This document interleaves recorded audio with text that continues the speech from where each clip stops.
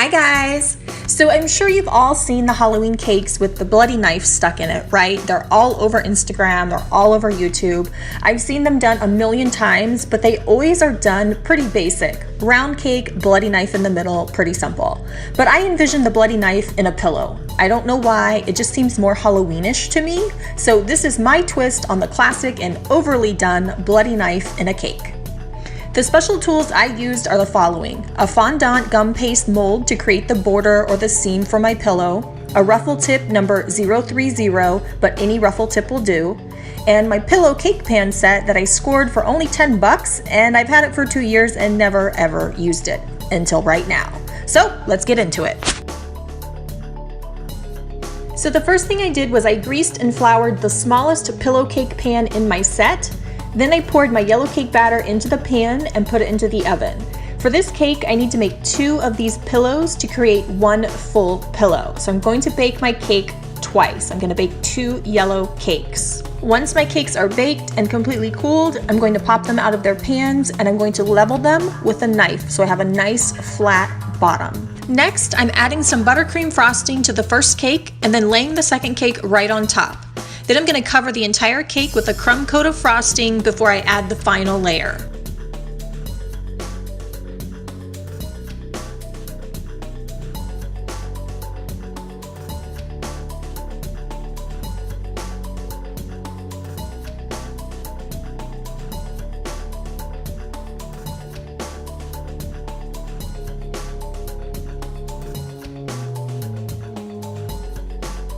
While my cake is in the freezer with its crumb coat, I'm gonna make my blood for the top of the cake. It's 4 parts corn syrup to 1 part water. Then I'm gonna stir and then add in some red food coloring and a drop of blue. Then I'm gonna stir it some more and then I'm gonna add in cornstarch until I get the consistency that I want. And I'm gonna use a hand mixer with a whisk to get out all of the clumps.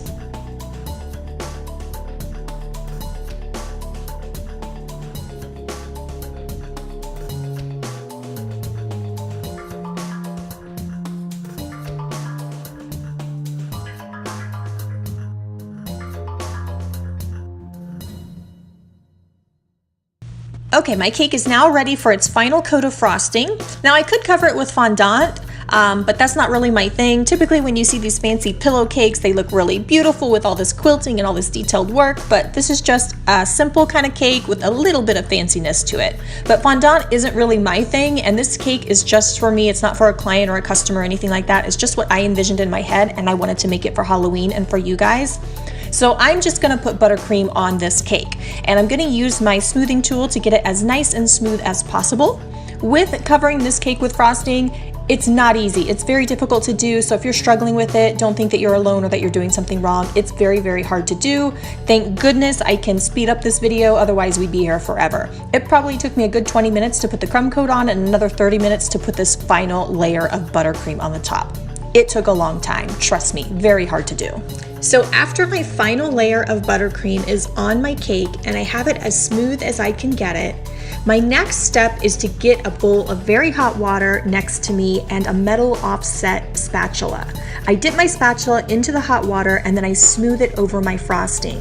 This will make the frosting very, very smooth and sort of blend together really nicely without all the lines. And after each pass on the cake, I wipe the spatula clean to get off any frosting. I just wipe it on a towel and then I dip it in the water again and smooth the cake. And I just keep repeating this process all over the cake, getting the frosting to look as seamless as I can.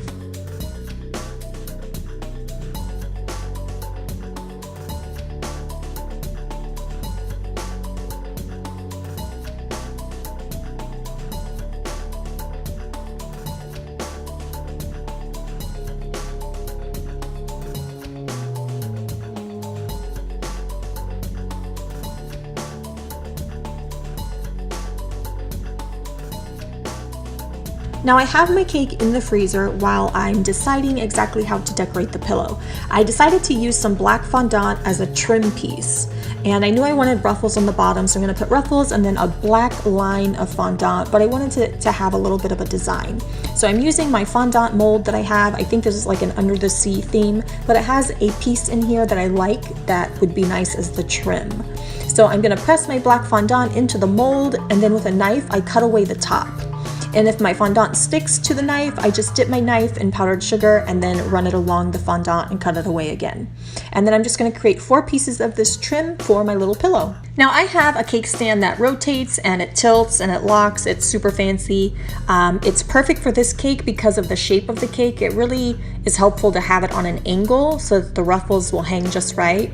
So I'm going to use my fancy schmancy cake stand to help me put this frosting on, but you don't need to do this, and you obviously don't have to put ruffles on your cake.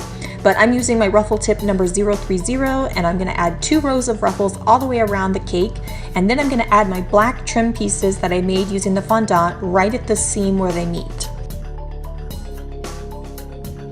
Alright, so now I had some leftover red bows from a previous cake order, and I decided to use them on the corners of the pillow just for some added color and some fanciness. These were made exactly the same way I made the black trim for this pillow. It was just a bow mold. I put red fondant in there, cut away the extras, set them to the side, and let them dry.